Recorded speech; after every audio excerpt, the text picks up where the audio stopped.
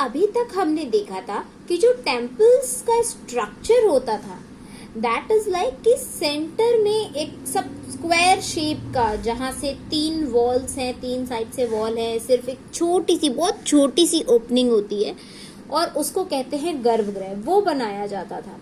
फिर over the time इसमें changes आने लग गए और इसके ऊपर एक शिखर जैसा बना दिया जाता था। ये गर्भगृह बना, ये गर्भगृह बना दिया और इसके ऊपर एक ऊंचा सा शिखर बना दिया। This was the simplest structure of temples जो तब बनना शुरू हो गए थे और इस गर्भगृह के अंदर भगवान की मूर्ति रखी जाती थी। और उसके बाद क्या हुआ, ओवर द टाइम ये चीजें बढ़ना, चेंज होना शुरू हुई और फिर इसमें इतने वास्ट चेंजेस आए, जैसे कि हॉलो पूरा पूरा बड़ा सा रॉक है, पत्थर को, चट्टान को काट के उसके अंदर केव्स बनाई गई, आर्टिफिशियल केव्स बनाई गई, वहां पे ड्राइंग्स, स्कल्पचर्स ड्रॉ किए गए, जैसे अजंता एलोरा की केव्स में पूरी पूरी आर्टिफिशियल केव बनी हुई है, रॉक को कार्व, उसके ऊपर अंदर कार्विंग की गई है। जैसे ये वाला स्कल्पचर आप देखेंगे तो ये जो है ये देवगढ़ का है, उत्तर प्रदेश में एक जगह है जहाँ पे विष्णु भगवान लेटे हुए हैं, ऊपर सरपेंट बनाया हुआ है। तो ऐसे ऐसे स्कल्पचर्स देखने को मिल रहे थे। फिर अगर हम और आगे की बात करें तो जब तक 3rd सेंचुरीज आई थी,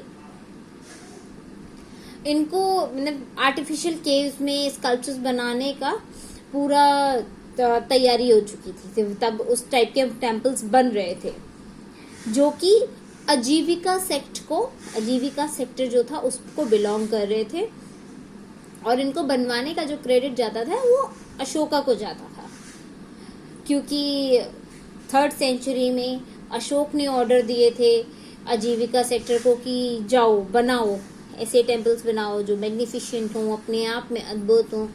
तो जैसे आप एक देख सकते हैं, ये बिहार का एक केव टेम्पल है। तो आप देख सकते हो कि ये पूरा एक रॉक है और इसमें एक केव बनाया गया है, केव का गेट बनाया गया है। तो यहाँ से आप, ये भी एक केव टेम्पल ही है जिसमें एंट्री बनाई गई और अंदर खोद खोद के पूरी केव के अंदर कार्विंग की हुई है। ये 3rd सेंचुरी का बना हुआ है। ये वाला जो टेम्पल है ये आपने कई सारी पिक्चर्स में देखा होगा, जिस पूरा का पूरा एक माउंटेन है, ये पूरा का पूरा एक ये हिल को काट कर नीचे बनाया गया, मतलब ये अपसाइड डाउन क्रिएट किया गया है कि ये पूरा का पूरा पहाड़ था और इस पहाड़ पे कार्विंग करते गए, ऊपर का बनाते गए, नीचे का बनाते गए, तो अपसाइड डाउन इसको कार्व करके लाया गया है। तो ये अपने आप में बड़ा डिफरेंट मंदिर है। टीवी वगैरह में इसके बारे में बहुत ज्यादा दिखाते हैं। ये एलोरा में बना हुआ है कैलाशनाथ टेम्पल और पूरा का पूरा एक सिंगल रॉक से बना हुआ है, ऐसा नहीं कुछ भी अलग से लाके लगाया गया। तो अब अगला जो हमारा टॉपिक है that is can we see everything. क्या ये जो स्कल्पचर्स हैं, पिक्चर्स हैं, इनसे हम सब कुछ देख सकते हैं, सब कुछ जान सकते हैं? क्या हम उस समय रह रहे लोगों की भावनाओं को समझ सकते हैं कि वो कैसे भगवानों को ट्रीट किया करते थे? क्या उन्होंने क्या सोचकर इस तरीके के स्कल्पचर्स को बनाया, जो उन्होंने ब्रिक्स में, स्टोन के आर्किटेक्चर्स में, स्कल्पचर्स में, पेंटिंग में जो अपनी भावनाएं उतार दी, उनकी जो फीलिंग्स थी, उनके जो थॉट्स थे वो उतार दिए? क्या वो हम सब देख पा रहे हैं, हम समझ पा रहे हैं? और काफी कुछ तो ओवर द सेंचुरीज खराब हो चुका है, बचा भी नहीं है, और जो रह गया है वो एक अलग सेंस ऑफ विजन देता है आर्टिस्ट का, स्कल्पचर्स का, मेसन्स का, या जो आर्किटेक्चर टेक्निक वो यूज करते थे, किसने बनाया, इतना अद्भुत कैसे बनाया। आज की डेट में अगर हम रॉक को काट कर कुछ बनाना चाहें तो हमें उसके लिए स्पेशल मशीन्स चाहिए, सब चाहिए। जब ये चीजें नहीं थी तो उन्होंने कैसे बनाया,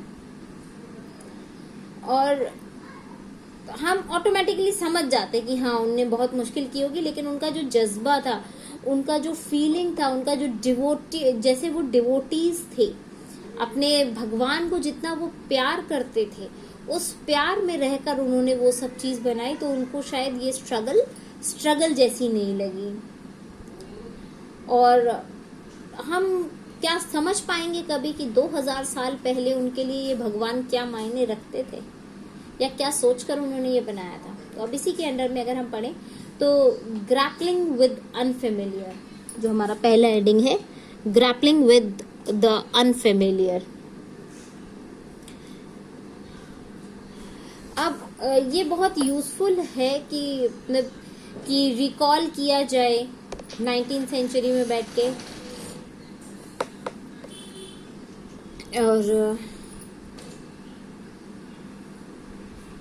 और इसको जानना और समझना बहुत ज़्यादा ज़रूरी है कि जब यूरोपियन स्कॉलर्स थे तो यूरोपियन स्कॉलर्स को ऐसे भगवानों को देखने की, ऐसे स्कल्पचर्स को देखने की आदत नहीं थी, क्योंकि यूरोपियंस की साइड ग्रीस में अगर आप भगवान को देखें, जैसे उनके गॉड हैं जो थॉर गॉड है, उन सब की देखें तो वो नॉर्मल ह्यूमन फिगर्स हैं जो हम अभी पहले भी पढ़ चुके हैं। तो जब उन लोगों ने सबसे पहली बार हमारे यहाँ के देवी देवताओं को देखा तो उनको समझ में नहीं आया, और उनको एक ह्यूमन फिगर, ऊपर पिग का या लायन का face, number of hands, this is all together different for them. तो उन्होंने इसको जो टर्म दिया दैट वाज ग्रोटेस्क, कि ग्रोटेस्क है ये, उनको ये ग्रोटेस्क लगा। What is this grotesque? Grotesque का मतलब होता है वो जो डिस्टॉर्ट कर दिया गया, यू नो, एक बच्चे के हाथ में अगर आपने हाथ, कान, नाक ऐसे पकड़ा दिए तो वो क्या करेगा, हाथ की जगह पैर लगा देगा, पैर की जगह सर लगा देगा, ऐसे वो कनेक्ट कर देगा। तो वो एक डिस्टॉर्टेड फिगर बन के सामने आ जाएगा जिसका कोई मतलब नहीं है, दिख ही नहीं रहा है, समझ ही नहीं आ रहा है कि क्या बनाया गया। तो यूरोपियन स्कॉलर्स के लिए, जो 19th सेंचुरी के यूरोपियन स्कॉलर्स थे, उनके लिए ये वाले जो इमेजेस थे, ऐसे जो गॉड्स और गॉडेसेस के पिक्चर्स थे, स्कल्पचर्स थे, पेंटिंग्स थी, वो सारी की सारी ग्रोटेस्क लग रही थी, अनरियल टाइप लग रही थी। उनको लग रहा था कि ये पॉसिबल नहीं हो सकता है कि ह्यूमन और एनिमल का कॉम्बिनेशन देखने को मिल रहा है या नंबर ऑफ हैंड्स देखने को मिल रहे हैं। उनको ये एक डिफरेंट इमेजेस लग रही थी, क्योंकि वो फेमिलियर थे किससे, ग्रीस से, जो एंशिएंट ग्रीस की इमेजेस थी जहाँ पे लोग ह्यूमन स्कल्पचर्स देखते थे, ह्यूमन फिगर्स देखते थे।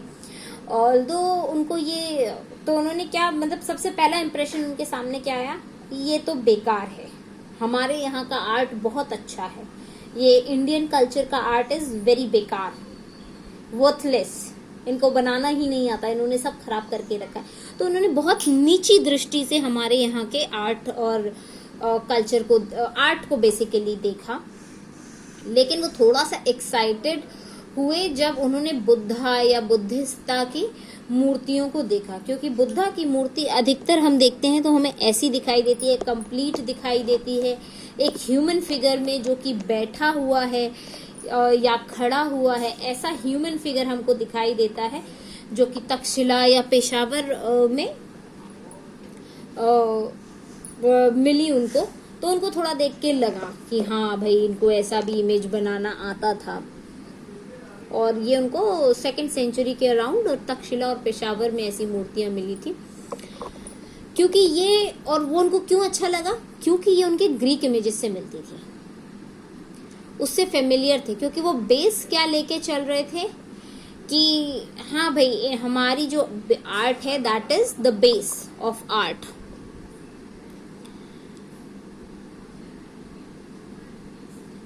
और इन लोग, ये जो आर्किटेक्चर स्कॉलर्स थे, इन्होंने वही स्ट्रैटेजी अपनाई जो हम आज अपनाते हैं। फिर फाइनली इन्होंने वही स्ट्रैटेजी अपनाई कि जो भी चीज़ इनको मिली, उन्होंने फेमिलियर जो चीज़ उससे थी, उससे उन्होंने बैकवर्ड डायरेक्शन में खोजना, समझना शुरू किया। तो जैसे अभी हिस्टोरियंस को कुछ मिलता है तो वो उसको रिलेट करते हैं कि ओ, ये ऐसा ऐसा शिव से मिल रहा है या किससे मिल रहा है, फिर वो बैकवर्ड डायरेक्शन में देखते हैं। तो फेमिलियर चीज़ को अनफेमिलियर चीज़ के साथ कंपेयर करके फिर उसकी स्टडी करनी शुरू की। तो जब उनको बुद्धा की ये इमेजेस मिली, स्कल्पचर्स मिले, तो उन्होंने ग्रीक गॉड्स की या ग्रीक स्टैचूज के साथ कंपेयर किया और फिर उसको स्टडी करना शुरू किया। दूसरा इसमें आता है कि if text and image do not match. अब क्या हो, क्योंकि हमारे पास रेफरेंस के लिए टेक्स्ट है, विजुअल इफेक्ट्स के लिए हमारे पास स्कल्पचर्स हैं, पेंटिंग्स हैं, तो अब क्या हो अगर वो स्कल्पचर्स और ये पेंटिंग्स मैच नहीं करें? ये एक अलग प्रॉब्लम खड़ी हो जाती है कि फिर स्कल्पचर्स का मतलब कैसे निकाला जाए, कैसे आइडेंटिफाई किया जाए कि ये क्या डिपिक्ट करने की कोशिश कर रहा है। ऑल्दो ये बहुत एफिशिएंट स्ट्रैटेजी है कि हम इंडियन इमेजेस को ग्रीक स्टैचूज के साथ कंपेयर करें, ये हमेशा सही भी नहीं है, इजी भी नहीं है यूज करने के लिए। और इसमें बहुत अच्छा एक एग्जाम्पल भी देखने को मिलता है, जैसे फेमस स्कल्पचर्स हैं हमारे महाबलीपुरम की, जो एक रॉक है वहां पर 5 रथ टाइप बने हुए हैं, तो मतलब ह्यूमन फिगर्स ही बने हुए हैं उस पे, लेकिन आप उससे कंपेयर नहीं कर सकते। और इसका शायद पिक्चर भी आपको दिया गया है। आर्ट हिस्टोरियंस हैं, उन्होंने सर्च किया, पुराण को सर्च किया और बहुत गौर से देखा कि ये क्या चीज शो कर रहे हैं, तो उनको देख के लगा कि मे बी शायद गंगा जो जमीन पर उतर कर आई हैं उसको डिपिक्ट कर रहे हैं। दूसरों ने बोला कि जब उन्होंने महाभारत के समय पे, और पुराण में भी ये चीज लिखी हुई है कि महाभारत के समय पे जब अर्जुन प्रायश्चित करना चाह रहे थे तो वे किसी सेंट्रल फिगर के सामने खड़े होके अपने आप को कहते हैं कि मुझे क्षमा चाहिए और मैं माफी चाहता हूँ, मैंने जो भी किया। So these are the images. इसको अगर आप जूम इन करके देखेंगे तो यहाँ ह्यूमन फिगर्स ही बने हुए हैं सारे। तो कुछ लोग बोलते हैं कि भाई ये वो है कि आसमान से गंगा उतर कर आ रही हैं, क्योंकि उसका भी कहीं ना कहीं हमको मिलता है।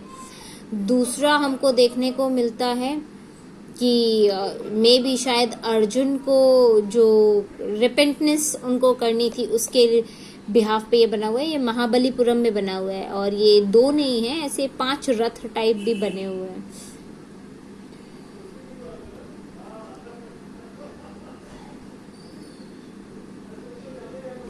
और कई बार हम इसमें देखते हैं कि कुछ ऐसे वहाँ के रिचुअल्स या रिलीजियस बिलीफ थे जो परमानेंटली इस पे छाप दिए गए, मॉन्यूमेंट्स पे, स्कल्पचर्स पे बना दिए गए, पेंटिंग्स पे बना दिए गए, कि आज हजारों साल बाद भी हम देखकर समझ सकते हैं कि वो कैसी प्रैक्टिसेस में रहते थे, कैसे क्या चीज़ें फॉलो करते थे, उनके डेली के काम क्या थे, या स्पेशल ओकेजन्स को वो कैसे सेलिब्रेट करते थे।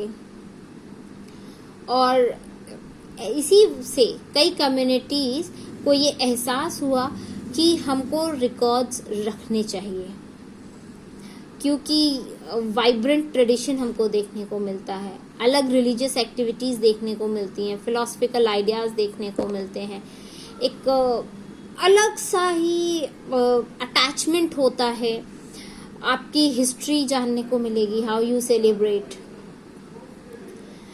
मतलब जो अभी हमने पढ़ा, this is just as it is written in the last line, the spectacular instances we have focused on this chapter are just the tip of the iceberg।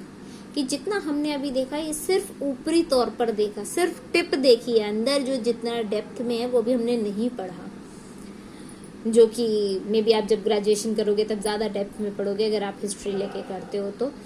So actually ये जो पूरा है स्कल्पचर्स का कॉन्सेप्ट, दैट इज बेसिकली कि sculptures are important, जहाँ है वहाँ उसकी इम्पोर्टेंस ज़्यादा है।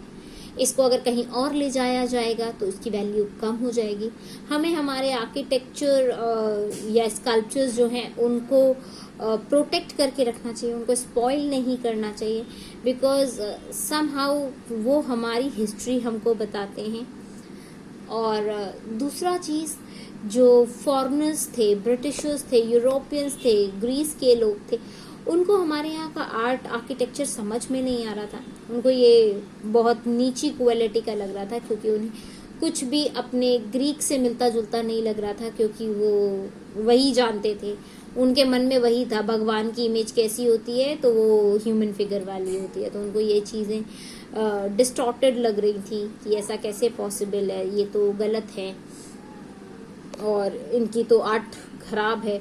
लेकिन बाद में जाके जब उनको टेक्स्ट के साथ रेफर किया गया, टेक्स्ट को स्टडी किया गया, तो दे केम टू नो कि नहीं, it has some importance, it is written in Purans as well. So क्योंकि पूरे ऑल ओवर इंडिया अगर देखा जाए तो कोई जगह ऐसी नहीं मिलेगी जहाँ पे स्कल्पचर्स नहीं हो।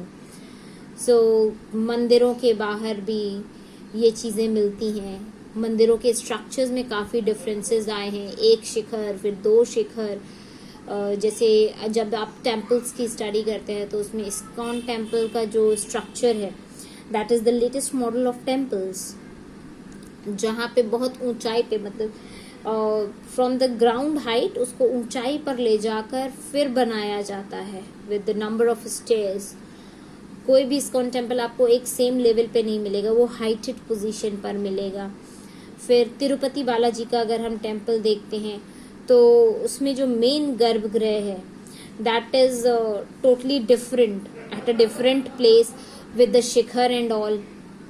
बाकी के अलग अलग जगहों पर है, मतलब 3-4 मंदिर आपको अलग अलग देखने को मिलेंगे। अगर आप सुपरफिशियल व्यू लेते हैं कहीं दूर से तो यू विल सी कि वो 4-5 अलग अलग टेम्पल्स बने हुए हैं, बट वो सिर्फ साइड गार्ड्स बने हुए हैं और मेन मंदिर इज ओनली वन।